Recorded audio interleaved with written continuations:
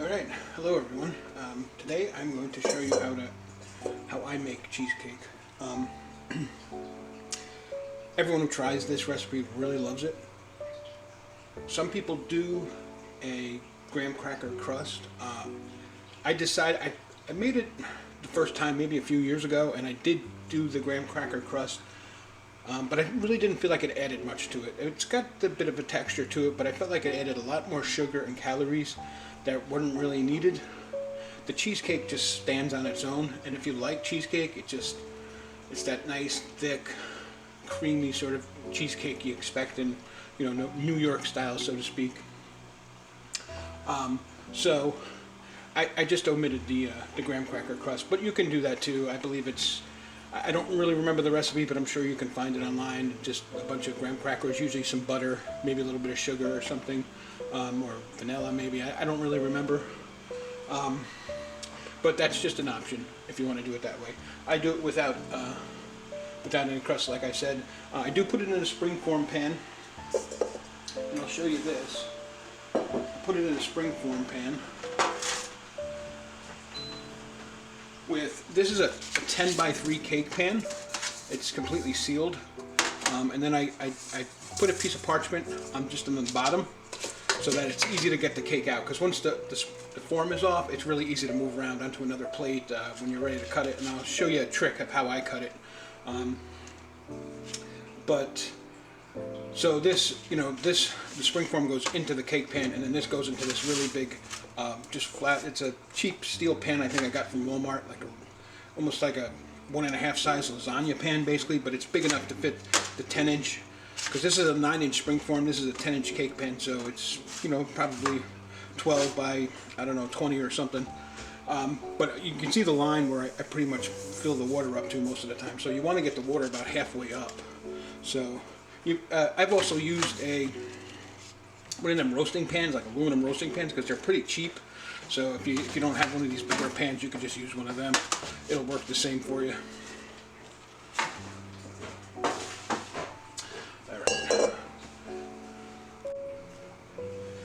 Okay, so fair warning, this is going to be probably pretty loud. Lawnmower outside going. Also, when I turn this mixer on, you're probably not going to hear much of what I say. Unfortunately, I don't have specific mics where I can. I don't have good enough equipment where I can isolate things as well. So I'm just going to go over it with you, and then I'll show a little bit of how I'm doing it. So this is a 1/4 cup of cornstarch. This is a cup and 2/3 of sugar. This is a tablespoon of vanilla extract, 3/4 cup heavy cream, 2 eggs, and 4 packages of Philly cream cheese. I only use Philly. I've made it with others, and it's not bad, but Philly, to me, at least of all the ones I've tried, I mean, there's some other brands out there that I probably haven't tried, but so a lot of the other brands, especially with store brands and the cheaper ones, they have a sourish taste to them. I don't know, a tartish, sour sort of taste that really you can really taste in the cheesecake, because it's sort of cheesecake is a sort of subtle flavor. It's mostly about the texture and a small bit, I don't want to say small bit, but a good bit of it is the texture of cheesecake that makes it really good. And it has a fairly subtle flavor. It's not like, it's not like a taco, you know what I mean, or a salsa or something, so it's very subtle. So when you use cheaper cream cheese, I feel like it takes away from it, because it does add that sour sort of taste to it, which I don't really like. Maybe you will. I mean, it's worth a try. Sometimes you can get them on sale. Like BJ's sometimes has a sale where you get 6 packs of them for about $8, which isn't bad.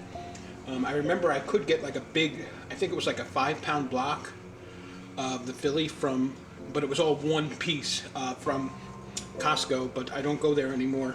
So you can find deals on it. Sometimes you get them 2 for $3. I mean, 2 for $3, which is $1.50 a piece. But I would just say, if you care about that, just always use Philly. It's just what I would recommend. But try other stuff out if you want to. Okay, so to start out the recipe, you're basically going to start with one of these blocks of cream cheese. So you just basically put that into the bowl. and you're basically just going to start whipping it. Now, once I start whipping it with the beater here, I'm going to add the cornstarch and maybe about 1/3 cup of the sugar. So I'll just be quiet while I do that because all you're going to really hear is the machine.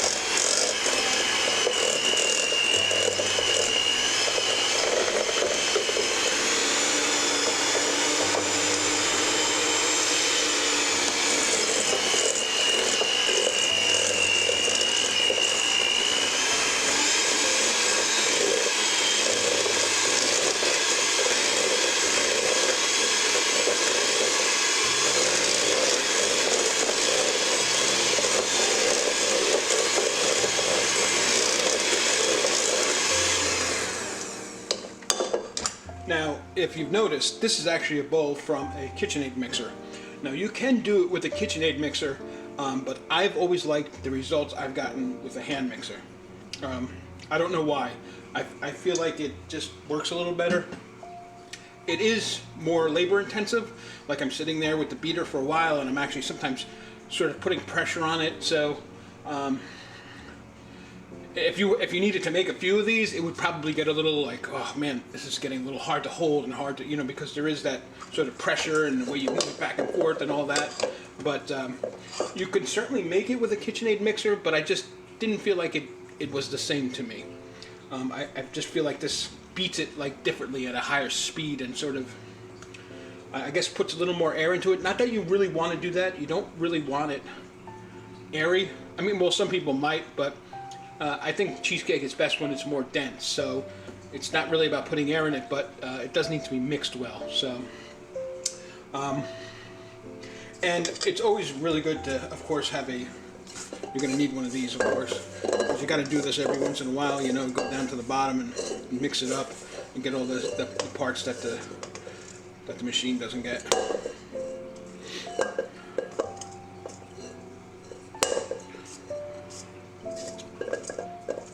And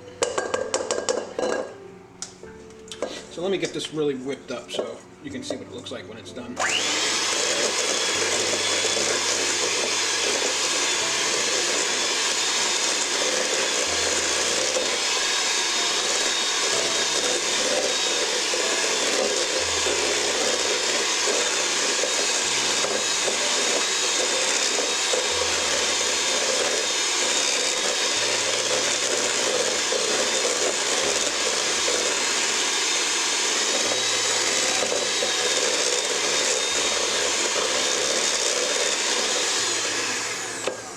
Another thing to remember is that, especially with like the eggs and the heavy cream, is those are going to sort of go in last.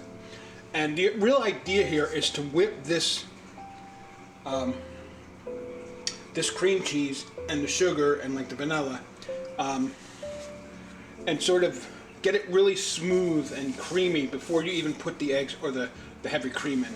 And then you want to do a minimal amount of mixing. Like, you don't want to beat the crap out of the eggs while they're in there with the cream cheese, you know. So that's why they sort of go in last. And the very last thing is the heavy cream, and you really don't even want to mix it much. You just want to get it in there before you put it into the springform pan. So it's really about just getting this cream cheese nice and smooth with the sugar and the vanilla in it. So that's basically what you're doing now, what I'm doing now rather. And so what I'm going to do now is I'm just going to put another one of the cream cheeses in there. Work it sort of one block at a time. It makes it easier. Put a little more sugar, then the next block, a little more sugar, then the next block, the rest of the sugar and the vanilla. And then I'll come back and show you what it looks like when it's all done. Yeah, I just put this second block in.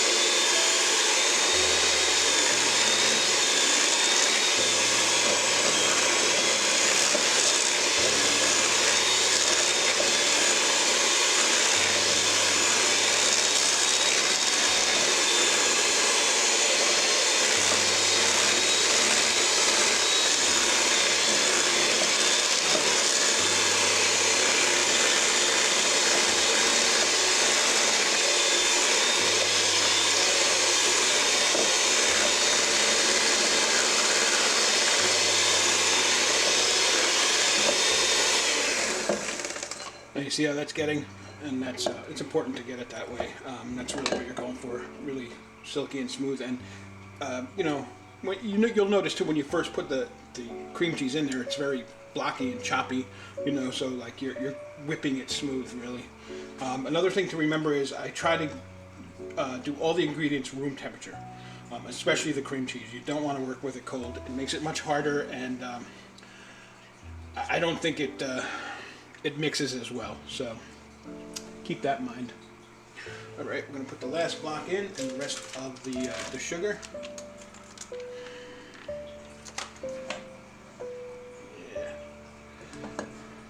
Yeah, one thing about cream cheese, boy, it gets messy. Oh well, it'll end up in the in the cheesecake either way, right?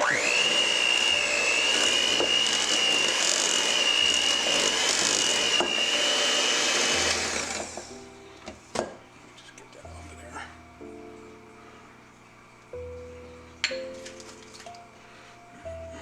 Actually, I want to do.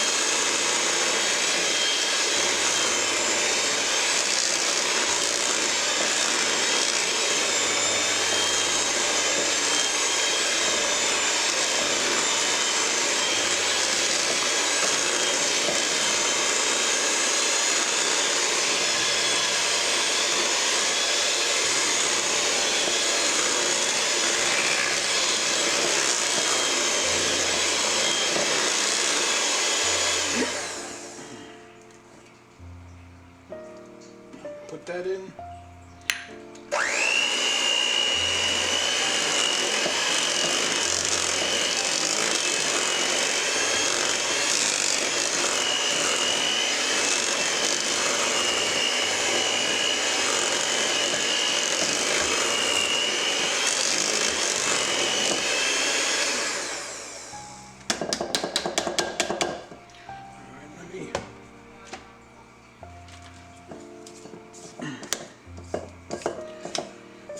Mixed up a little better.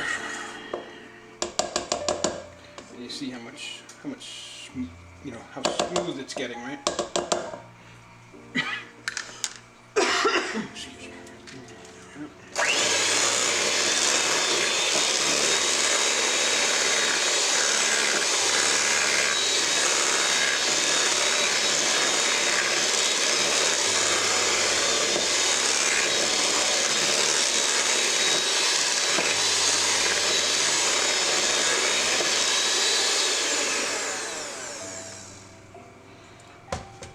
And you know it's pretty good too by, you know, just the fact that you can get a lot of it off the beaters. Okay, so the next that's going to go in is actually going to be the eggs, and you're going to mix them in there.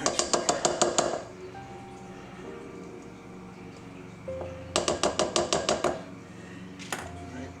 So one egg at a time.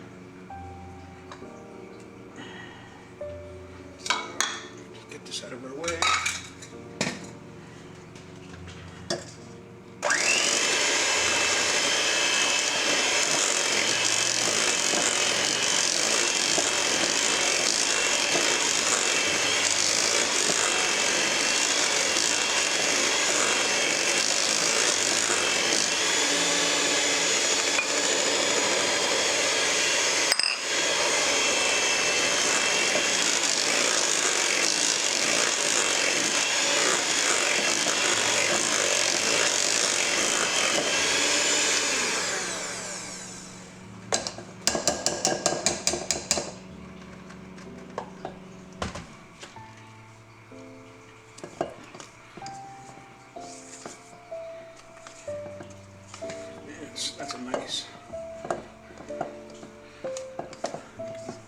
See how nice it is, you know, nice and smooth, mixed together nice. So now with this, I'm just going to pour the heavy cream in there, and then I'm just going to mix it up a little by hand. I'm not going to use the mixer anymore. So let me get this all out of the way here. Wash my hands real fast here. Yeah, so I'm just going to mix this in, nice and easy.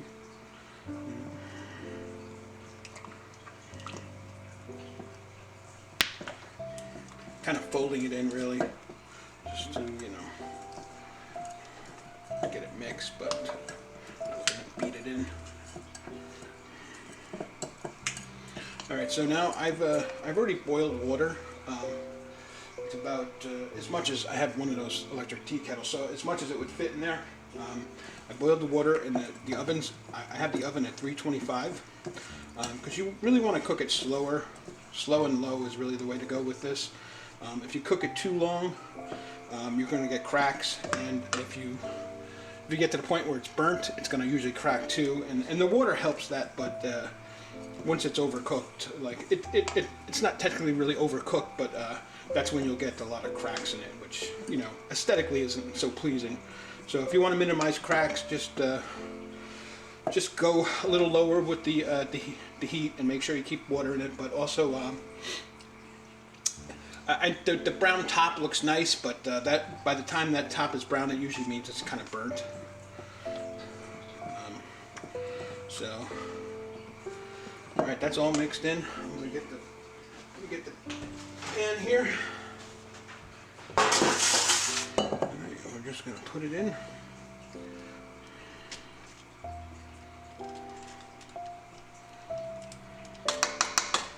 It's very velvety and smooth, and so that's how you know, like, it's mixed in well and all the ingredients came together.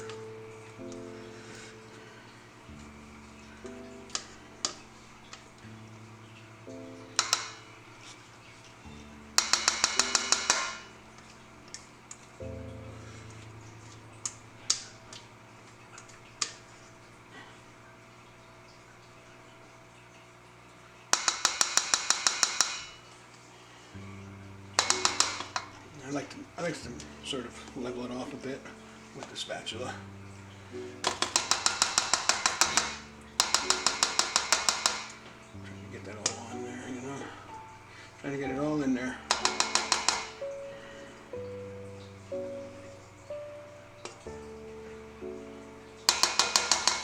All right. So now, I usually just do this a little bit. Nice, and now I'm going to pour the water in.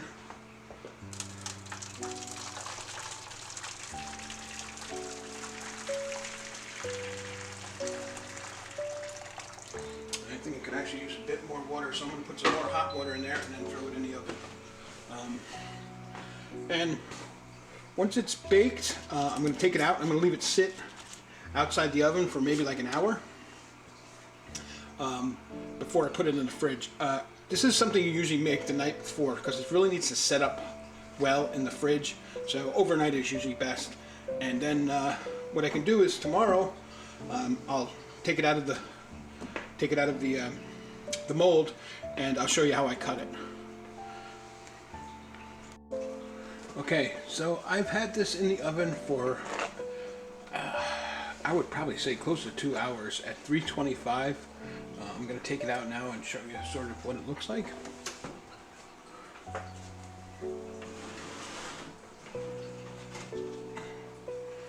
Alright.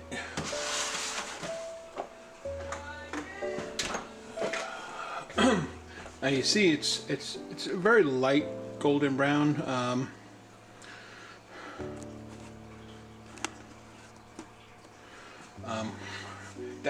That just comes along with cooking it very low and slow, 325 for almost 2 hours. But you'll see there's no cracks in it or anything like that around there. It's a nice, clean, even. I'm trying to get it in focus for you. I'm working with more of a it's a DSLR, but it is a still camera more than it is a video camera. So yeah, and I'm now going to take it out of the water bath and sort of just let it sit in that cake pan for probably a good hour, maybe 2 hours before I even put it in the fridge. And then I'm going to put it in the fridge for at least a few hours. I like to do it overnight. I think that's best. And then I'll cut it. And I'll make a video when I cut it. And you'll see the trick I have for that, which is quite helpful. Okay, so I just want to do a quick video here. This is cooled down for, a few hours. One of the things I do is I take a piece of cling wrap and I put a rubber band around the edge so it holds it tight, because what will happen is condensation will build up on this plastic wrap, and it will actually, if it tends to sink, it will go on top of the cake and sort of make it soggy on the top and ruin the sort of nice texture. So this is just a nice way to basically keep it covered, but keep that tight, the top of it very tight and off, actually, from leaning on the cake. So now I'm going to put this in the fridge for at least a few hours. If you do have to eat it the same day, you should at least refrigerate it for a few hours, because it's going to harden up a bit. It's going to, I like to do it overnight. I think that's the best, but if you can only do it for a few hours, that's fine too, but at least give it a few hours in the fridge. Okay, now when I'm finally ready to cut it, I'm going to show you what I actually use is fishing line. I take fishing line and sort of wrap it around both my fingers, and I pull down on it, straight down, and then I slide it right through. I don't bring it back up through the cake. I just slide it right through, so that way it leaves it cleaner, because if you bring the piece of fishing line up, it's just going to bring a bunch of the cake with it, sort of ruin the nice cut. But that's how I found. You could use dental floss as well if you have some that's not mint. Most dental floss is mint, but if you find some that's doesn't have that mint on it, you can use that as well. That works just as well. But I find fishing line, and I usually clean it, of course. I clean it and wash it and dry it before I use it. But yeah, just take the fishing line, wrap it around both fingers at least 3 or 4 times to get a good lock on it, and then I just pull it down, slide it through, and do that. And then I just basically start cutting it, and I forget what they call that exactly, but I keep quartering it, I do the one across that, and then one across that, and then another across that, and then another across that. So, you come back, I think altogether it's usually about 16 slices, sort of like a pizza. 8 slices, double that, so it's usually, cut it basically like a pizza, but into 16 slices. And it gives a decent sized slice, so, it's not the biggest slice, but it's not the smallest, and, it just allows you to get a few more pieces out of the cake as well. But it's real easy to do, and I'll probably do that tomorrow. I'll make the final video for that tomorrow. But yeah, that's basically it. That's my cheesecake, and I'll tell you what, everyone loves it. It really is fantastic.